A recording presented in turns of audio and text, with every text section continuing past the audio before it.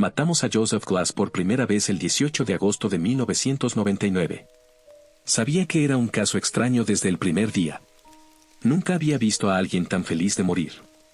Era como si le estuviéramos haciendo un favor. Rechazó la apelación automática. Rechazó que lo visitara un capellán. Solo quería que todo terminara. Había pasado poco más de un año, y ya era hora de que tuviera su cita con Dios. Me daba escalofrío solo pasar por su celda. Era como nuestro propio Hannibal Lecter, la forma en que se quedaba al fondo de la celda, como si hubiera estado esperándote. Las luces siempre se apagaban en cualquier celda en la que estaba, y el personal de mantenimiento se había cansado de arreglarlas. No es que a él pareciera importarle en lo más mínimo. La oscuridad parecía tragarse su mitad superior, y lo único que podía ver eran los blancos de sus pequeños ojos brillando en medio de toda esa negrura. Billy golpeó las barras con su porra. «Arriba, vaquero», dijo con ese tono burlón. «Por fin llegó la hora de que pagues lo que debes, maldito hijo de...» «Billy». El alcaide Taft lo silenció con una sola palabra. «Si no puedes comportarte como un profesional, tendrás que quedarte fuera de esta». Billy se detuvo, y se lamió los labios resecos. «No, no me lo pierdo por nada», murmuró. Glass parecía molestar más a Billy que cualquier otro preso antes que él. Le gustaba que al menos fingieran sentir lástima por lo que habían hecho, o que tuvieran miedo de lo que les esperaba. Este ni siquiera tuvo la decencia de derramar una lágrima. Se quedó tan impasible como una estatua, incluso mientras lo llevaban a la silla. A veces, Billy bromeaba diciendo que deberíamos llevarlo afuera con unas baterías de coche y meterle de verdad el miedo de Dios, hacer que dejara de fingir. Creo que solo lo decía a medias. Después de lo que este tipo les hizo a esas chicas, bueno, Billy tiene una hija, así que supongo que le tocó una fibra sensible. Todos lo vimos freír. El alcaide, sus hombres de confianza. El hombre de rostro delgado que representaba al comisionado de correcciones. El médico de la prisión. Las familias de esas pobres chicas. Todo fue según el libro. La única rareza que noté en ese momento fue que el hedor de la muerte nunca se fue de la ropa que llevaba ese día. Y a la mañana siguiente, llegamos al trabajo y vimos esos pequeños ojos blancos mirándonos de nuevo desde la oscuridad. «Buenos días, señores», dijo, como lo hacía todas las mañanas, con esa vocecita suave y ronca. Lo admito. Dejé caer todo lo que llevaba, tropecé hacia atrás, balbuceé como un niño confundido. «Demonios», casi grité. Tú no, se supone que estás».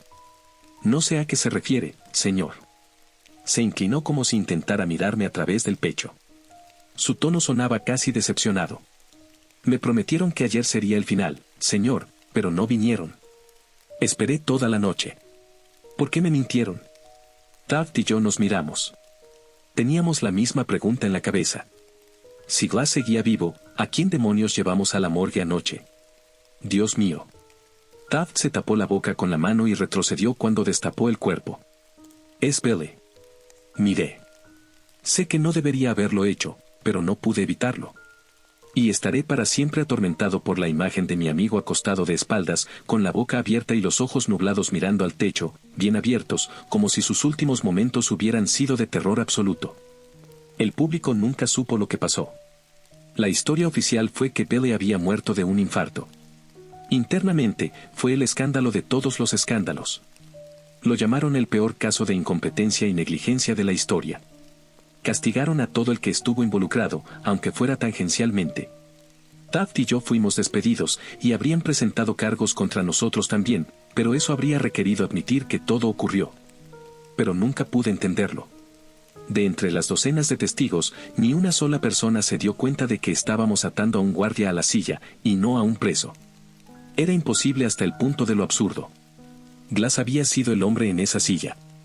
Nunca había estado más seguro de algo en mi vida. Algunos meses después, noté que la electricidad fallaba por toda la ciudad una tarde. Fue algo breve, así que no le di importancia. Al menos hasta que recibí una llamada de un número familiar a la mañana siguiente. «Entendemos que usted era parte del personal que trabajaba regularmente con Joseph Glass. Nos gustaría consultarle sobre una situación en evolución». «Ah, sí».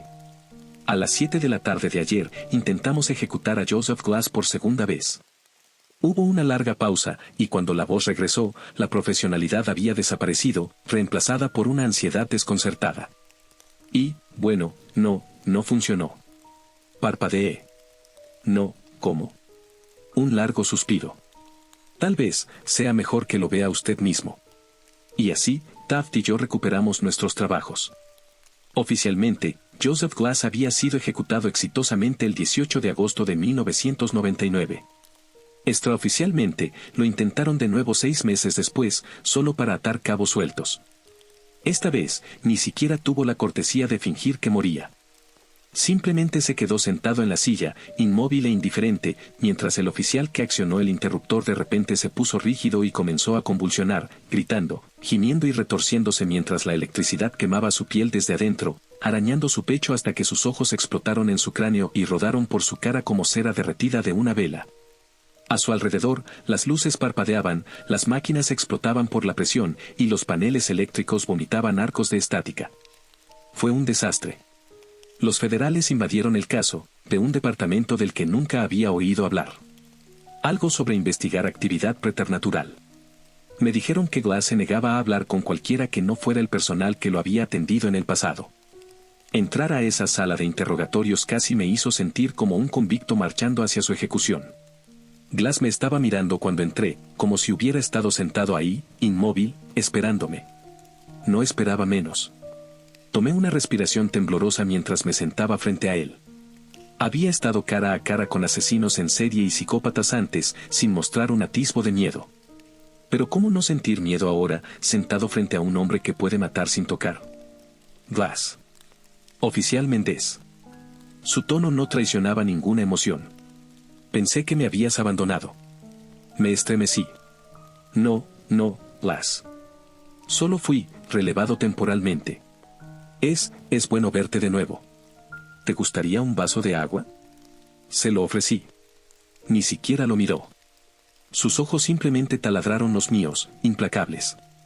Estoy aquí para hacerte unas preguntas. Silencio. Está bien. Glass, necesito saber cómo mataste a Bailey y a Kramer. Yo no lo hice, respondió. Lo hizo eso.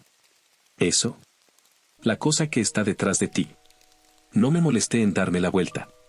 Tenía suficiente experiencia con prisioneros que intentaban engañarme para que mirara hacia otro lado mientras tramaban un plan de escape a medias. Glass, por favor, vamos a tomar esto en serio, respondí. Siempre te he tratado con respeto, ¿no? Nunca has tenido problemas conmigo. En realidad, sí. Tengo un problema con todos ustedes. Ah, sí. Todos aquí creen que la muerte es un castigo. Fue la primera vez que escuché alguna emoción en su voz. No lo es. Es libertad, la única libertad. Me prometiste ese regalo. Me prometiste que me dejarías morir. Se lo has dado a muchos otros prisioneros, pero me has dejado atrás. Con todas tus máquinas, tu ciencia y tu conocimiento, seguro que puedes encontrar una manera, si alguien puede. Sentí la garganta seca de repente. Tuve que tomar un sorbo de agua yo mismo y esperé que calmara mis nervios encendidos. Estamos haciendo lo mejor que podemos, Glass. Pero tienes que colaborar con nosotros. Podría ayudar si nos dijeras que es exactamente lo que nos impide ejecutarte. Se movió por primera vez. Se inclinó, tan lentamente que apenas era perceptible. No me deja morir. Y fue entonces cuando sentí una mano posarse sobre mi hombro desde atrás. Todo se detuvo. Mis pulmones dejaron de inflarse. Juro que mi corazón dejó de latir y mi sangre se congeló en mis venas y todo se sintió tan frío. Pude ver la mano con el rabillo del ojo. Sentí el aliento en la nuca. Antes solía burlarme de cómo los ciervos se congelan al ver las luces de un auto. Ahora lo entendía. No podía moverme, no podía parpadear, no podía pensar. Ni siquiera podía respirar. Aunque mis pulmones comenzaban a clamar por aire, aunque mi visión se nublaba y mis pensamientos se mezclaban en un torbellino, todo lo que podía ver eran los ojos de Joseph Glass clavándose en los míos. Esos abismos infinitos de oscuridad, ese mar estigio que giraba y tronaba en las tinieblas de su iris, y los ojos de las cosas que esperaban a millones de leguas bajo las aguas. Y me habría asfixiado allí, demasiado aterrorizado para respirar, si los agentes de negro no hubieran interrumpido el interrogatorio y entrado en la sala. Más tarde me mostraron las grabaciones de la cámara de seguridad. No había nada detrás de mí. Nada que pusiera su mano esquelética en mi hombro. Nada en absoluto. El 7 de mayo de 2001, Glass iba a ser ejecutado por tercera vez, esta vez mediante ahorcamiento, o al menos eso escuché, en algún sitio gubernamental secreto, lejos de ojos curiosos. Mientras esto sucedía, Taft y yo compartíamos unos vasos de whisky en su oficina, en teoría para celebrar. Pero en realidad, porque estábamos asustados.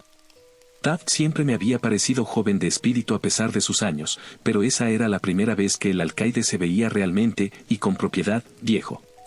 Observaba el patio de la prisión mientras tomaba un trago. ¿Te he contado alguna vez por qué elegí este trabajo, Méndez?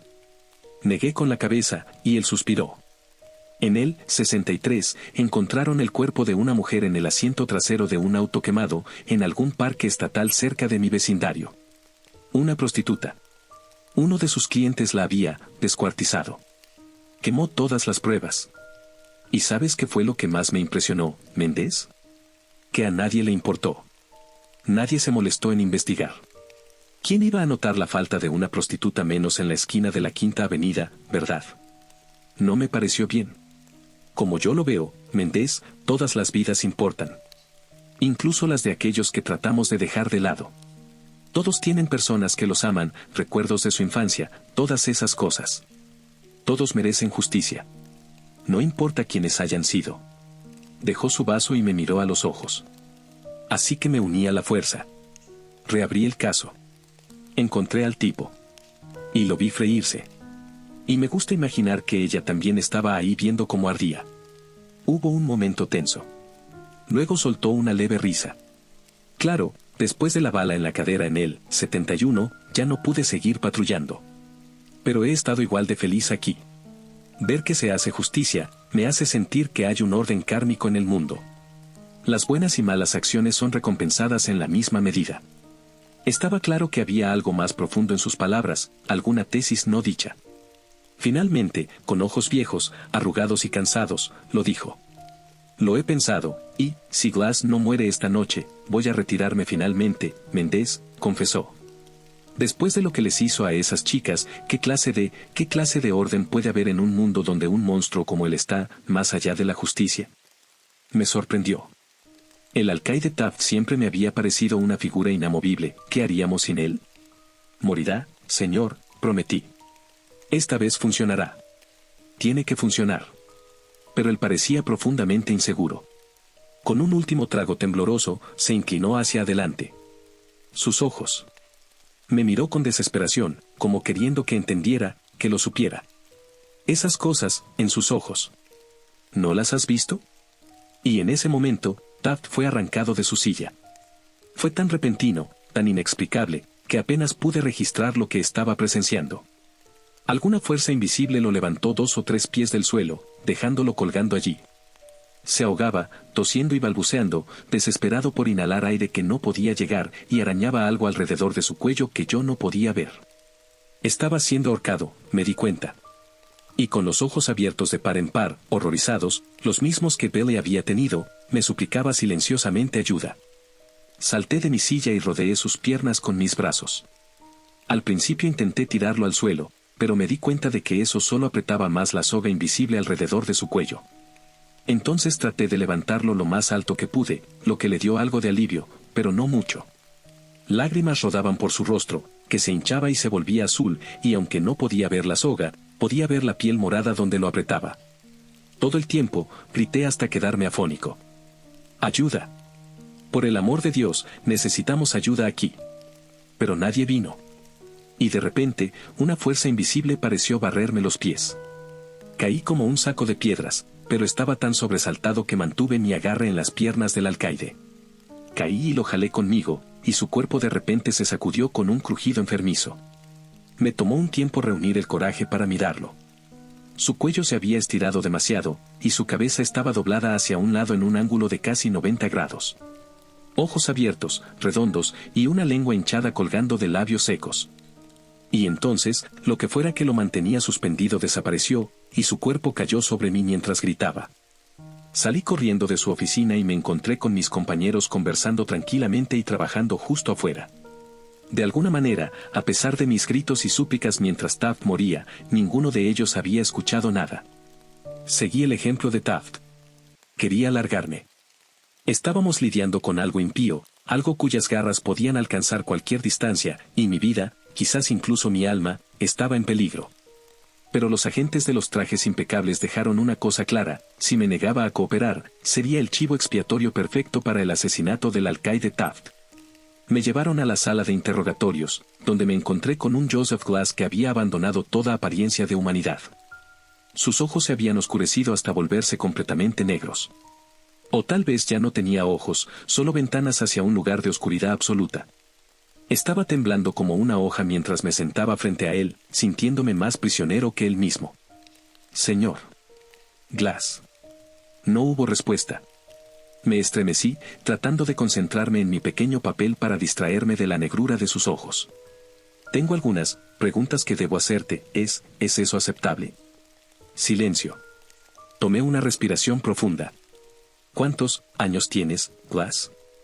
Pensé que era solo una de esas preguntas básicas. Rompehielos, en realidad. No estaba preparado para su respuesta. Soy viejo, hijo. Su voz no era nada como la recordaba. Era profunda, grave y retumbante, como si varias personas hablaran al unísono y todas fueran igualmente antiguas. Más viejo de lo que podrías imaginar. Más viejo que esta nación, e incluso más viejo que el imperio que la engendró. Tuve que luchar contra el instinto animal básico de huir. Concéntrate en las preguntas, me dije. ¿Por qué hiciste lo que le hiciste a esas chicas? Solo para sentir algo de nuevo, susurró. Cualquier cosa. ¿No sentiste ni el más mínimo remordimiento, arrepentimiento? ¿Me preguntas eso, a mí, que he visto imperios levantarse y caer? Casi sonaba divertido. ¿El tiempo siente remordimiento? El tiempo ha matado a muchos más de los que yo he matado. Pero la humanidad es como la hidra. Todo lo que he matado será reemplazado por algo esencialmente idéntico y en mayores números. Y luego morirán y serán reemplazados. Y así el ciclo continuará para siempre. ¿Esperabas que sintiera lástima por ellos, que recibieron la muerte que yo mismo ansío? Solo a los muertos se les concede el descanso del ciclo. Es una bendición. Y de repente, se levantó de su silla, como si nunca hubiera estado atado. Una bendición que me prometiste, oficial Méndez. Lo miré con incredulidad. ¿Qué cómo es que? Pero no pude ni siquiera tartamudear una frase antes de que estuviera sobre mí, arrastrándose sobre la mesa con la gracia espeluznante de una araña. Ya no eran los indicios imperceptibles de emociones a los que me había acostumbrado. Era como si se hubiera activado un interruptor. Lágrimas rodaban por sus mejillas mientras gruñía con una rabia genuina, herido, traicionado. Y debajo de esos mares negros en sus ojos, todas las cosas que acechaban en las profundidades comenzaban a salir a la superficie. Me debes una muerte. Cumple tu palabra. Paga tu deuda. Grité y me aparté de cada uno de sus toques con asco, pero era más fuerte de lo que parecía. No podía liberarme de su agarre imposible. No lo haré, suéltame, maldito enfermo. Hazlo, paga lo que debes. Era como si 1000 voces diferentes me gritaran al oído. Entre forcejeos y lágrimas, le rodeé el cuello con las manos y presioné mis pulgares contra su garganta, intentando estrangularlo. Pero en lugar de eso, sentí como esa presión se intensificaba en mi propio cuello, como si me estuviera ahogando a mí mismo mientras mis pulmones ardían en busca de aire.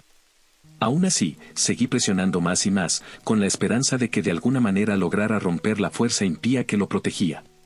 Y entonces, esas terribles manos volvieron a posarse sobre mis hombros, y quedé paralizado por un terror que solo podía describirse como antiguo y primitivo.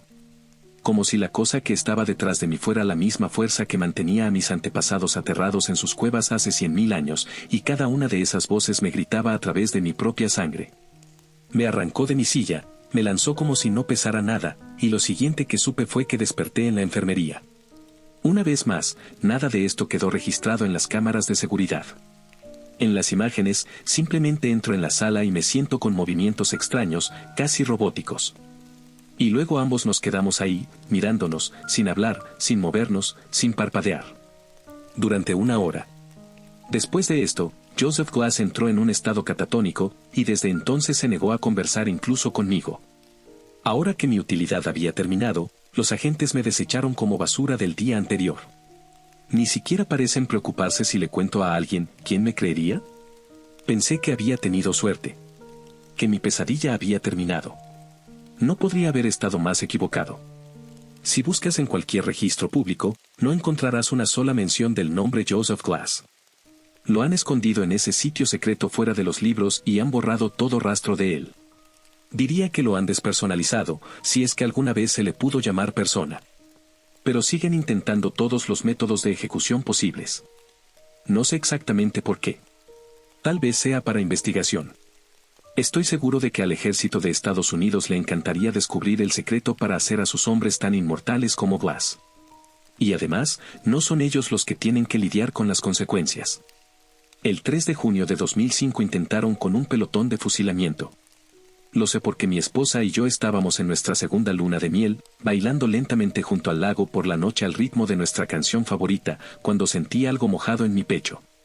Miré hacia abajo y vi sus ojos, grises y opacos como vidrio empañado, y su pecho destrozado como si hubiera sido atravesado por múltiples disparos, aunque no hubo sonido alguno.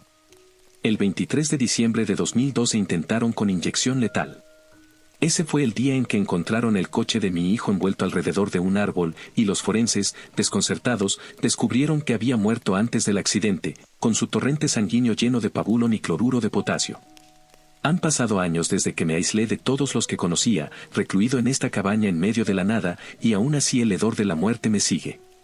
Hace un par de años encontré un informe de noticias que mencionaba a mi sobrino. Al parecer, lo encontraron completamente desangrado, sus venas vacías por completo, sin señales de lucha. Dios sabe qué métodos arcanos de ejecución están probando ahora. No va a dejarme irme de esta. No mientras les siga debiendo una deuda. Pero yo también he estado investigando. Investigando a esas legiones innombrables de cosas que vi observando desde ese mar negro en los ojos de Glass. He aprendido cosas que los hombres no deberían saber. He practicado rituales, reunido herramientas, ingredientes. Y creo que sé dónde lo están reteniendo. Aunque me vendaron los ojos, conté los segundos entre cada giro en nuestro camino al sitio secreto, y desde entonces he pasado semanas vigilando el lugar, catalogando cada punto de entrada. Tal vez me esté hundiendo en la locura. O tal vez, de verdad, he encontrado la forma de poner fin a este horror. De darle finalmente a este monstruo la justicia que Taft hubiera querido para él. Joseph Glass tenía razón en una sola cosa: tengo que pagar lo que debo. Incluso si eso me mata.